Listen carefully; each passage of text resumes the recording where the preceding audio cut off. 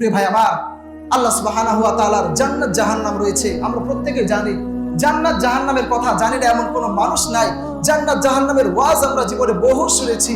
প্রিয় ভাই, জান্নাত কয়টা আছে? আটটা। কয়টা? আটটার মধ্যে একটি জান্নাত আছে যার নাম আর রায়্যান। সেই জান্নাতের নাম কি? আর রায়্যান। নবী সাল্লাল্লাহু আলাইহি ওয়াসাল্লাম সেই জান্নাতের স্বীকৃতি দিয়ে আমাদেরকে বলছেন, ইন্না ফিল জান্নাতি বাবান, বান্দা, জান্নাতে এমন একটি দরজা রয়েছে, ইউকালু লাহু, যার নাম বলা হয় আর রায়্যান। রায়্যান যে জান্নাতের নাম।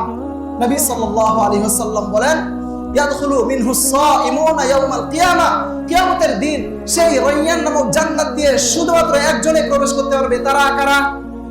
রোজাদাররা। কারা?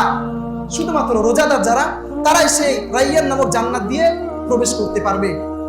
আল্লাহ নবী সাল্লাল্লাহু আলাইহি ওয়াসাল্লাম হাদিসের এর পরের অংশেই বলছেন, লা ইয়াদখুলুহু মিনহু আহাদুন গায়রুহুম, রোজাদার ব্যতীত দ্বিতীয় কোনো ব্যক্তি সেই দরজা দিয়ে প্রবেশ করতে পারবে না।